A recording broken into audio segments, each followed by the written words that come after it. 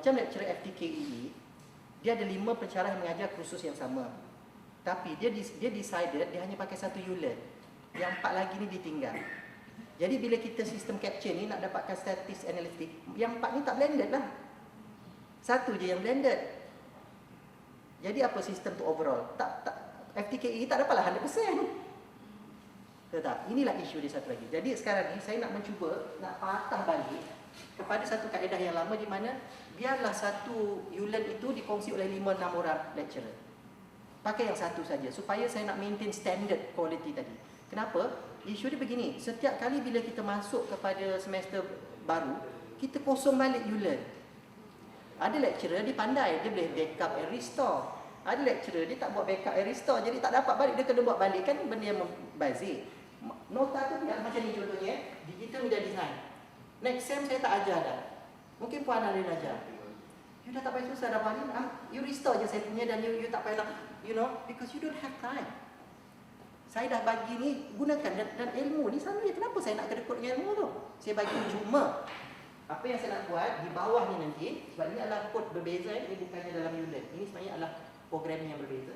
Bila kita dah ada ni, dekat bawah ni nanti akan ada satu declaration daripada penyelaras mata pelajaran. I hereby declaring that my team, siapa? Puan Laziano, Encik Suhaizan, contributed into the development of these courses in ULERN. Dia tik-tik je, dia submit, saya capture log tu, maka you screen lah benda tu dan you gunakanlah untuk naik pangkat. Sebab dia pecah, sebab isu naik pangkat. Ya, sebab naik pangkat. Sekarang korang balik lah. Saya cuba untuk buat macam tu. Saya cuba untuk. Sebab bagi saya, kalau tak nanti jadi isu lah. Banyak sangat kan. Now kita nak reduce balik kan. Kenapa? Bayangkan ya, ada 4 lecturer pada semester tu. Proses yang sama, yang ni ULERN dia lengkap, yang ni tak lengkap, yang ni langsung tak buat. Kan satu benda yang tak, budak akan tanya, kenapa Dr. Zul punya ULERN macam ni? Kenapa ni ULERN dia tak ada apa-apa, kami dapat kosong je. Nampak tak student ni dekat belakang? So why not, biarlah semua student dapat yang sama. Adil lah. Dan kita pula, kita kena ubah minda kita lah, jangan kedekut lah ilmu tu. Dan kita pecah-pecahkan. Contohnya Puan Ali dengan saya share. Okey, Puan Ali dia buat 6 minggu yang pertama konten, saya buat 6 minggu yang kedua. We share. Dan masa claim nanti you claim lah 100% you buat dan saya claim 100% buat sebab kita contributed. Yang penting penyelaras tadi kena buat. Kalau penyelaras tu baik, ya kita ni kan. Kita ni jahat, kita ni manusia, orang Melayu ni, dia susah sangat nak cakap yang orang tu tak buat. Dia kata, alah kesianlah kawan. Padahal dia tahu dia sendiri seorang-seorang yang buat. Take je lah. Itu terpada you dengan atas je lah. Ikhlas you ke tidak. Saya tak boleh kata lah yang tu. Itu yang saya beritahu dia. Itu terletak pada, kalau macam saya quite frank. Kau tak contribute, tak ada lah. Saya tak tik lah nama you. Sebab kenapa? Kadang orang kata, you have to be mean to be nice to people. Baru dia sedar. Tengok tak sekarang ni. Ni saya tak nak cerita saya recording tak apalah, tak nak tapis. Ramai yang minta mohon kenaikan pangkat Profesor Madya. Kita ada 5 orang. Tiba-tiba seorang ada yang tak dapat. Kenapa? Itulah kau dulu. Kau ingat kau buat research je kau boleh naik pangkat. Bakul kau penuh. Now baru kau sedar jawatan kuasa kau tak datang. Kau dapat surat lantikan. Kau kerja-kerja lain tak datang sebab kau kata research je buat kau naik. Lalas kau tak dapat. Peringkat fakulti pun tak lepas. Now baru kau sedar kau terduduk. Alamat bakul aku tempat-tempat lain tak cukup. Borang NPA 2 tak cerita pasal publication dengan research je. NPA 2 kenaikan pangkat tu macam-macam you kena letak. Even you menjadi AJK PIBG sekolah pun ada markah. Tapi kalau you ingat you datang kerja, you nak buat research je, aku tak nak buat itu, tak nak buat ni, jatuh kuasa dah dilantik universiti fakulti pun tak nak buat, kosong lah markah tu. Kita okey lagi sebab fakulti keluar kawal. Kalau fakulti lain, dia hanya akan keluarkan surat lantikan jawatan kuasa fakulti itu bila kau buat kerja akhir tahun tau. Sebab pengurusi akan beritahu dia buat tak buat. Tak buat memang tak ada lah walaupun dalam lantikan tak ada lah. Baik. Okay. So sebab kita tak bukan macam tu. Tak, dia bukan macam tu. Kita kat fakulti isunya ada surat pun tak buat.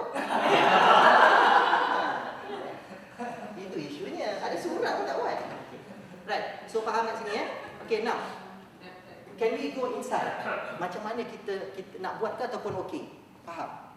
Ada soalan lain tak? Kena kita go deeper dalam nak tengok dalam satu-satu macam mana kita buat. Cuma jadi outcome every topik kalau kita betul tak clear, ada tak possibility dapat take it as one of the standard? Tak. Tu takutnya tu. Tak ada. Ini kita letak ni, okey. Ada yang saya ditanya sebelum ni, nanti dia akan jadi satu precedent case tak? Ditanyalah. Saya kata tidak. Sebab saya kata memang kalau ikutkan dalam syarat MQA sepatutnya memang kita sampai ke weekly learning outcome.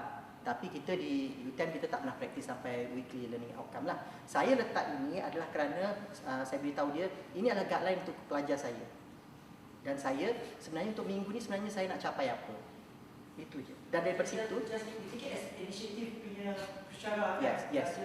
Lecturers initiative. Yes. Take it as standard today ke ISO ke. Tak ada. Ini hanya inisiatif kita sendiri untuk kita mempraktikkan budaya kita mengajar, bahawa sebenarnya bila kita nak mengajar, preparasi kita macam itulah. Bila kita masuk ke kelas, bila kita nak mengajar, kita bukan nak ajar semua sebenarnya. Tak boleh. Itulah kita tak dipanggil guru.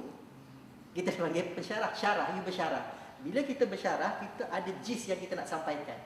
Itu bezanya antara DG dengan DS tu tadi. Tapi learning outcome ini sebenarnya penting untuk kita sendiri tahu sebenarnya outcome apa yang you nak capai dalam minggu itu.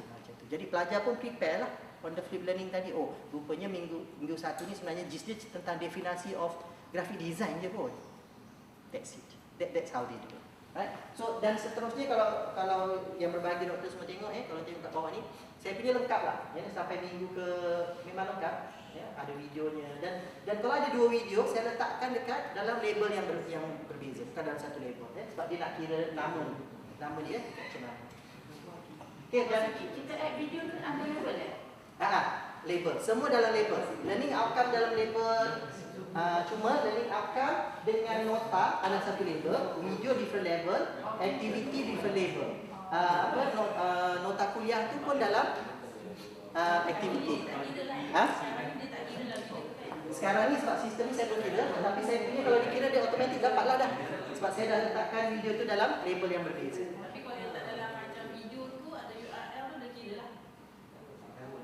Sistem kita tak ada capture URL.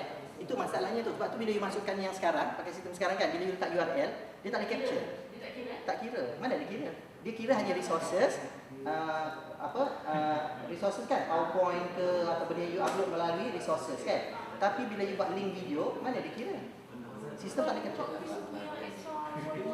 Okey, kalau bila you gunakan quiz yang gunakan Kahoot ke apa semua tu, so the best way memang kalau yang tu sebab dia dalam bentuk assessment atas, sebab tu saya tak nak benarkan you buat dalam ni. You buat yang dah kat atas tu, tu dia akan capture atas tu. So maksud kita Letakkan dalam label, letakkan label, buat label kat dalam assessment tu, dan label itu kan dia aktiviti kan? Kan label jatuh dekat dalam aktiviti, betul tak? Kan resources. Siapa boleh tengok? Okey. Tengok label dalam mana? Okey, kita buka turn editing on. Kita tengok label tu duduk dalam apa? Label resources. Nampak. So bila dia ada label, dia adalah resources. Kan? So kat dalam tu nanti kalau kita nak masukkan dalam resources label tu, tetapi dalam tu nanti kita kira apa dia, link dia. Kalau di waktu quiz, kita tak masukkan dalam label. Kita terus direct masukkan dalam activity. Activity, lepas tu you pilih apa quiz kan. So you linkkan keluar tak apa. Yang tu nanti secara manually Azmi akan tengok. So kita tulis dia jadi Ha-ha. kita ambil label, letakkan sebagai tajuk lah quiz ataupun. Sebab tu tajuk ni, tajuk video tu jangan diubah. Kita nanti Azmi akan bagi guideline untuk set depan lah bila kita mula. Sebab tu Azmi dah letak ni. Macam ni. Kalau video macam ni kan. Nampak tak? Ni sebenarnya label Azmi. Ni back end dia. Ni sebenarnya back end label. Dia akan baca daripada nama ni. Dia bukan baca daripada ni. Kalau kita tulis apa pun ada video dia capture lah. Tak, dia macam ni. Week 1 video. Kalau week 2, week 02 video baru dia capture. Oh. Dia ada label. Lain kot lah. So standard lah ikut dia. Dia punya naming tu kena sebiji macam tu. Yes, kena ikut. Macam mana nak ikut Aku dah buka. demo sikit masuk. Okey, macam mana nak masukkan video ni ke dalam link ni? Okey, boleh. Demo masuk. Dia nama lain. Video ada sama apa? Kena MP3 ke? Dia URL level, tak kisah. Oh. Dia URL. Tak semestinya kena ada stiker format. Tak. Kalau di URL tak kisah, tapi kalau dia masuk ke dalam sebagai standalone, bukannya MP4 lah, so standard. MP4 lah standard. Sebab takut budak tak boleh baca, kalau .mov budak tak boleh baca. Betul tak? Sebab QuickTime kan. Kalau contohnya .avi mungkin boleh baca lah kalau dia pakai Windows. Tapi kalau budak tu pakai Moodle app tu, Moodle tak boleh lah sebab Android dia bukan .avi. Lepas tu kenapa? Kerana kita ambil dia dalam bentuk MP4 je, generic. Bila MP4, semua platform boleh masuk. Itu kalau independent. Okey. Now, saya dah buat turn editing on Okey. Saya tak nak gunakan yang ni, saya akan gunakan saya punya yang demo LTC lah ya. Gambar ni penting sebenarnya, jangan. Ha?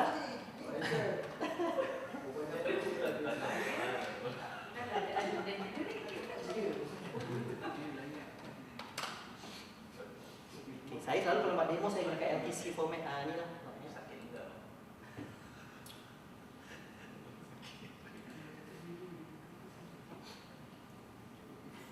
Alright, kita masuk.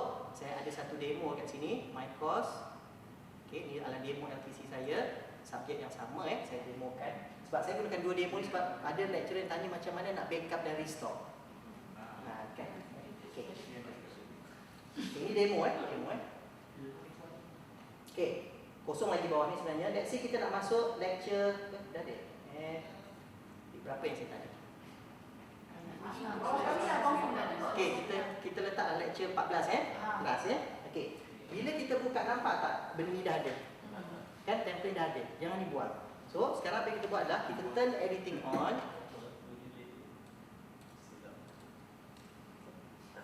Kerana dia dah label yang tadi tu. Okay, kita ambil week 14. Okay, kita buat contoh lah ya boleh Okay, ambil lah lecture week sini pun boleh, sama je. Okay. Nah, nampak tak dia dalam bentuk pangkah tu? Itu adalah label. Jadi learning outcome dengan nota pendek adalah dalam satu label. So label tu kita ambil kat sini, add activity, dan kita ada label dalam resources ni. Okay? Nah, itu label. Okay. Let's say kita masukkan dulu, saya nak create ni dulu edit dekat sini, edit setting. Senang je cara masuk. Dia dekat sini. Learning outcome by the end of apa ni biasalah standardnya kita masukkan. So sekarang ni kat sini kita nak letak nota cuba. Saya ni jadi suka macam ni. Okay, carilah nota kat sini.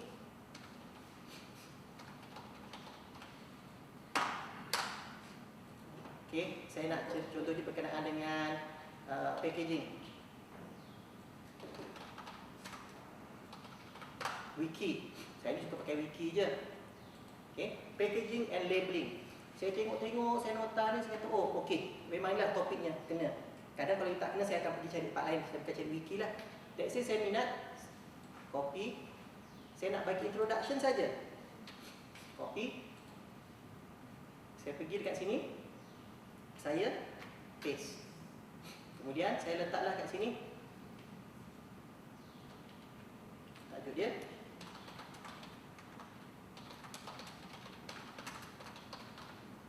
Design. Okay. Dan benda-benda ni saya tak buang kalau saya rasa penting. Kalau saya rasa tak essential baru saya buang. Kalau tak saya leave it. Okey, dah cukup. So dalam sini ada nampak tak common module setting. Azmi dah hidekan benda ni. Budak tak nampak. Jadi you show. Okay. Then save to course. Ini adalah nota pendek sahaja. Ni nota pendek nampak. Kita masuk. Now kita nak masukkan video. Link tadi tu. Sudah ada video Ini adalah nota pendek, kita masuk video. So what we going to do is kita pergi balik dekat add activity. Kita tahu week berapa tadi ni? Week 12 lecture Klik dekat sini. Pergi dekat label. Add. Masa kat sini kita tulis video.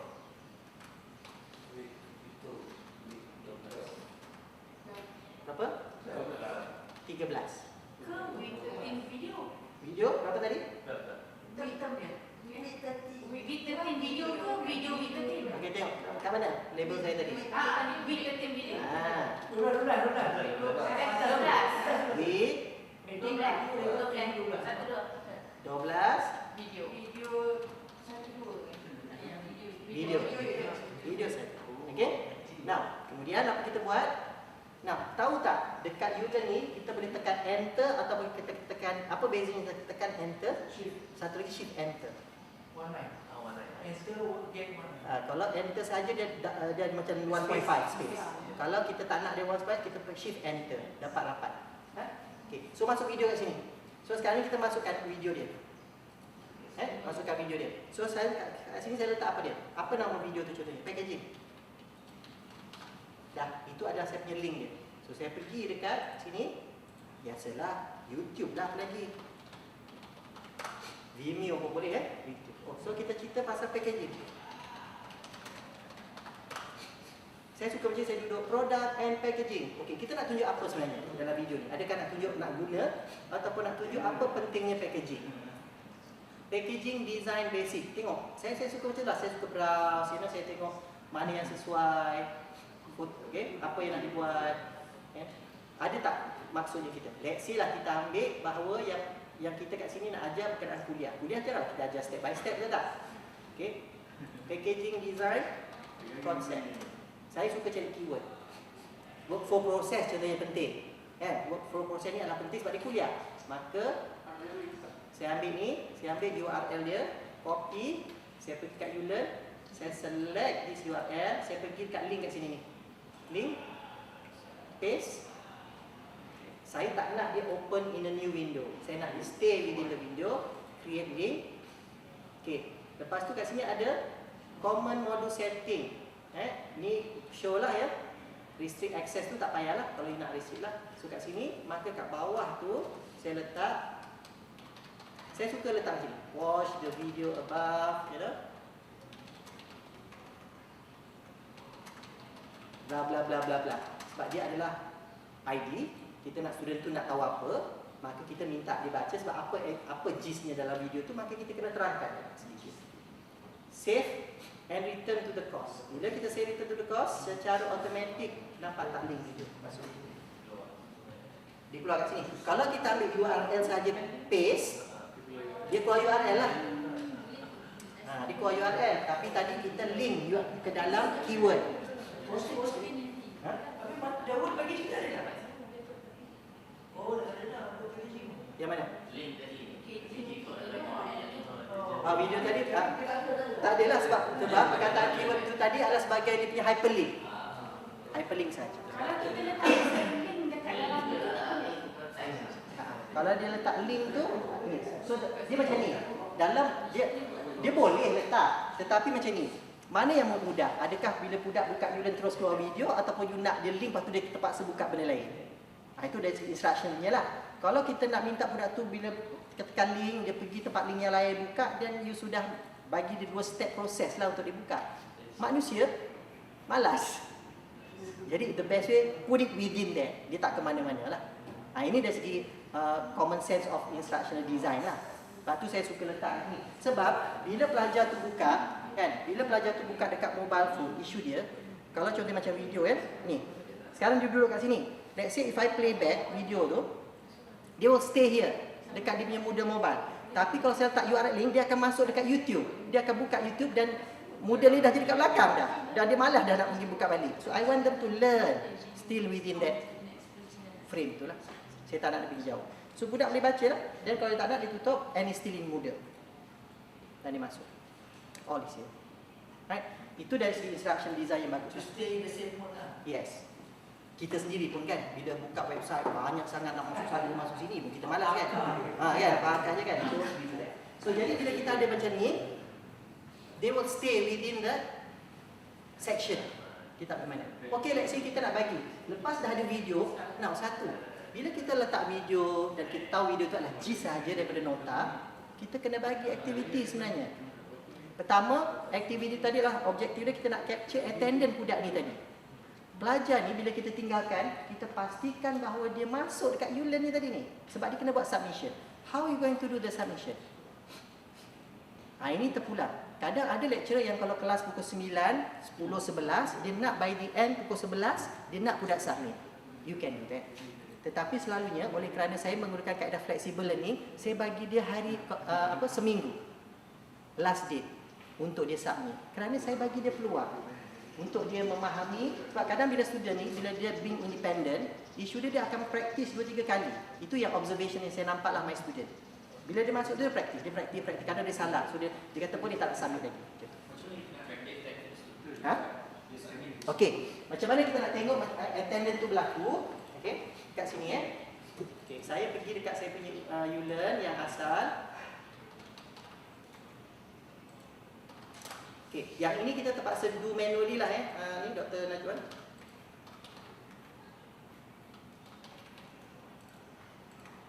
Sebab tu kenapa saya buat grouping tadi, buat group choice.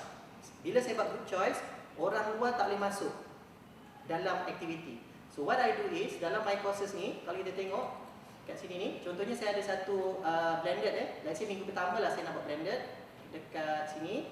Okey, nampak tak dekat kita punya submission ni tadi ni? Kan? So kita tengok, kalau dia tak belong tu dia tak boleh masuk lah. Masuk dekat sini, nampak tak submission ni? So yang ni kita map ke SLP lah. Yes, ini saja. So you tahu, daripada 54 pelajar saya, sebenarnya 33 orang je. So daripada sini kita boleh tahu siapa dia. View all submission, nama-nama pelajar yang akan keluar, dan ini saja yang saya akan anggap dia hadir. Yang tak submit, tak hadir, maka dekat dalam tu secara manual, dekat attendance sheet tu, saya pangkal-pangkal dia tak hadir lah. Ia tu terpaksa manual sebab sistem kita tak ada capture. Tapi at least